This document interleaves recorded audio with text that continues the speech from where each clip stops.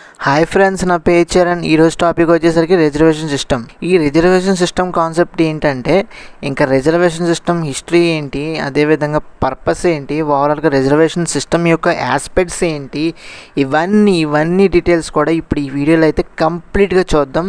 So ఇంకా late లేకుండా డైరెక్ట్గా టాపిక్లోకి వెళ్ళిపోదాం. అంతకన్నా ముందు మీరు ఫస్ట్ టైం మన ఛానల్ చూస్తుంటే తప్పకుండా మన ఛానల్కి అయితే సబ్స్క్రైబ్ చేసుకోండి. ఎందుకంటే మన ఛానల్లో యూస్ఫుల్ వీడియో, ఇన్ఫర్మేటివ్ వీడియోస్ అయితే రెగ్యులర్గా వస్తూ ఉంటాయి. అవి మిస్ కాకుండా ఉండాలంటే మీరు సబ్స్క్రైబ్ చేసుకుని పక్కన ఉన్న బెల్ ఐకాన్ ఆన్ చేసుకుని పెట్టుకుంటే నోటిఫికేషన్ రూపంలో మన వీడియో అయితే మీకు నోటిఫికేషన్ వస్తుంది. సో దట్ అక్కడి నుంచి మీరు మన వీడియో అయితే డైరెక్ట్గా చూసే అవకాశం అయితే ఉంటుంది. ఇంకా లేట్ చేయకుండా డైరెక్ట్గా వీడియోలోకి అయితే వెళ్ళిపోదాం. సబ్స్క్రైబ్ చేసుకున్నారు కదా, సో డైరెక్ట్గా టాపిక్లోకి వెళ్ళిపోదాం. ఈ జనరల్గా చూసుకున్నట్లయితే the concept of reservation system మన ఇండియాలో ఒక పాజిటివ్ యాక్షన్ స్కీమ్గా తీసుకువచ్చారని చెప్పేసి ఉంది.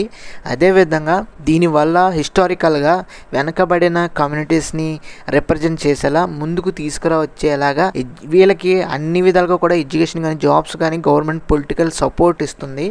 మన ఇండియన్ రిజర్వేషన్ సిస్టమ్ ఎప్పుడు కూడా ఒక set of number of seats up to 50% of ఉండేలాగా సీట్స్ అనేవి చూసుకుంటూ ఉంటారు. నెక్స్ట్ ఈ వీడియో అనేది నెక్స్ట్ వచ్చేసరికి ఈ సీట్స్ పర్సంటేజ్ అనేది, ఈ రిజర్వేషన్ పర్సంటేజ్ అనేది గవర్నమెంట్ అకాడమిక్ ఇన్స్టిట్యూషన్స్, అదేవిధంగా గవర్నమెంట్ ఆఫీసెస్ వీటిల్లో ఇంప్లిమెంట్ చేసి ప్రతి కమ్యూనిటీస్ని ఈక్వల్ అండ్ బ్యాలెన్స్ సోషల్ లైఫ్ని లీడ్ చేయాలనే విధంగా ఇంప్లిమెంట్ అయితే చేశారు. ఇందులో కొన్ని సర్టెన్ గ్రూప్స్గా అయితే ఉన్నాయి. అవి వచ్చేసరికి షెడ్యూల్డ్ క్యాస్ట్ ఎస్సీ అని, షెడ్యూల్డ్ ట్రైబ్స్ ఎస్టీ అని, అదర్ బ్యాక్వర్డ్ క్లాసెస్ అని ఓబీసీ అని, వీటిల్లో ఇంకా ఎన్నో డివైడ్ చేశారు. బట్ అవన్నీ ఇప్పుడు ఈ వీడియోలో ప్రైమరీ కాదు.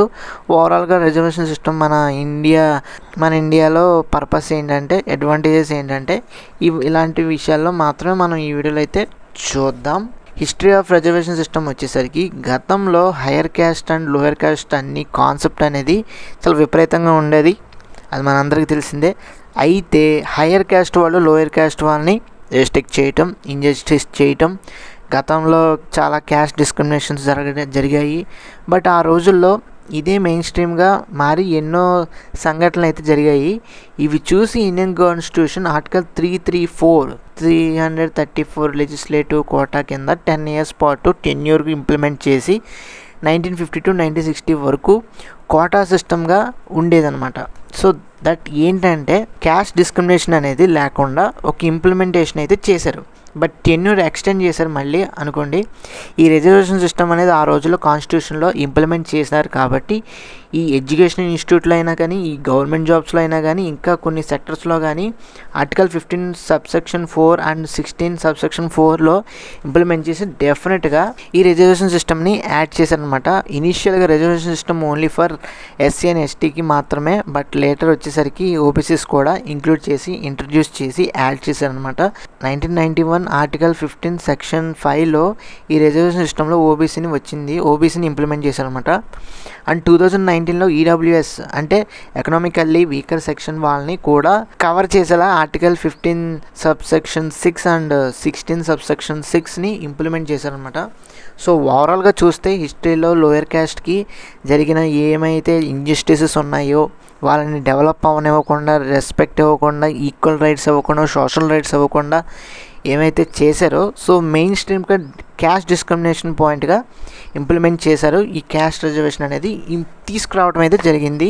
దీని క్యాస్ట్ రిజర్వేషన్ యొక్క మెయిన్ పర్పస్ వచ్చేసరికి ఇంజస్టిస్ లేకుండా, సోషల్ ఇన్ఈక్వాలిటీ లేకుండా, క్యాస్ట్ డిస్క్రిమినేషన్ లేకుండా, ఈక్వల్ రైట్స్తో, ఈక్వల్ ఆపర్చునిటీస్తో, ఈక్వల్ సోషల్ లైఫ్తో, ఎకనామిక్ అడ్వాన్స్మెంట్తో, అదేవిధంగా ఎన్ష్యూరింగ్ రిప్రజెంటేషన్తో, ఇవన్నీ కూడా ప్రతి ఒక్కరికి ఉండాలనే వాళ్ళ ఆస్పెక్ట్ అయితే.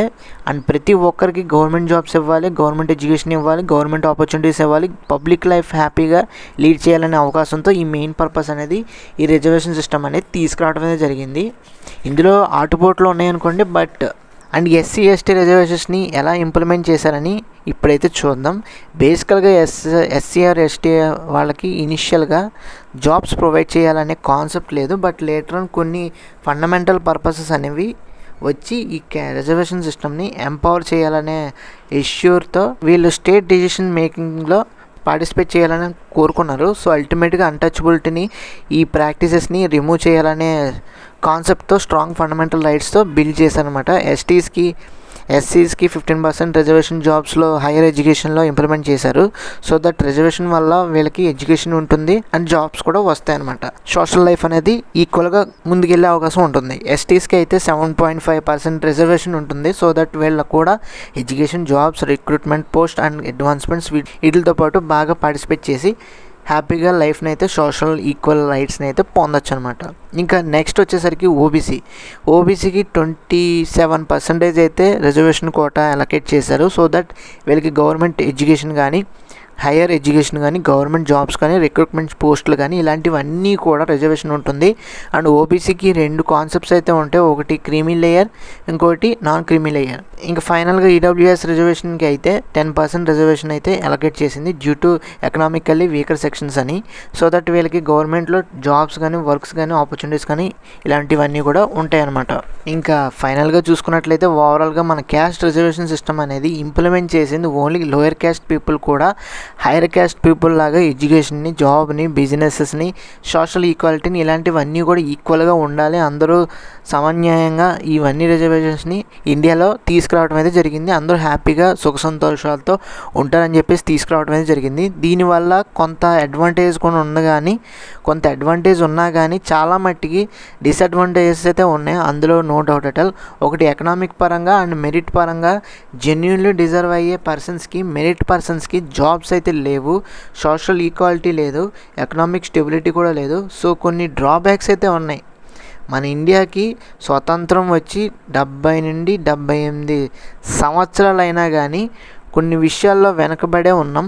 సో దీనికి మీరు ఏమంటారో కింద కామెంట్ సెక్షన్లో అయితే కామెంట్ చేయండి. సో ఇది ఫ్రెండ్స్ ఓవరాల్గా రిజర్వేషన్ సిస్టమ్ గురించి కంప్లీట్ ఇన్ఫర్మేషన్.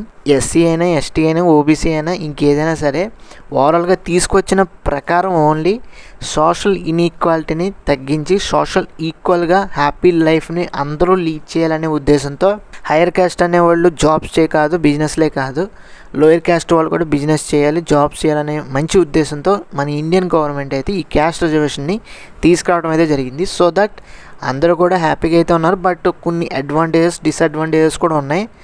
ఇంకెప్పుడైనా సమయం కుదిరినప్పుడు దీని గురించి మనం బెటర్ వీడియో అయితే ఫ్యూచర్లో చేయడానికి అయితే అవకాశం ఉంది, డెఫినెట్గా చేస్తాను, లేకపోతే లేదు. సో అది ఫ్రెండ్స్ ఓవరాల్గా క్యాస్ట్ రిజర్వేషన్ సిస్టమ్ గురించి. ఇలాంటి సెన్సిటివ్ టాపిక్ కాబట్టి కొంచెం తక్కువ మాట్లాడకుండా మంచిది అనుకోండి. అది ఓవరాల్గా మన వీడియో అయితే మీకు నచ్చినట్టు తప్పకుండా మన ఛానల్కి అయితే లైక్ చేయండి, షేర్ చేయండి, సబ్స్క్రైబ్ చేసుకోండి. Thanks for watching. See you again. Bye by.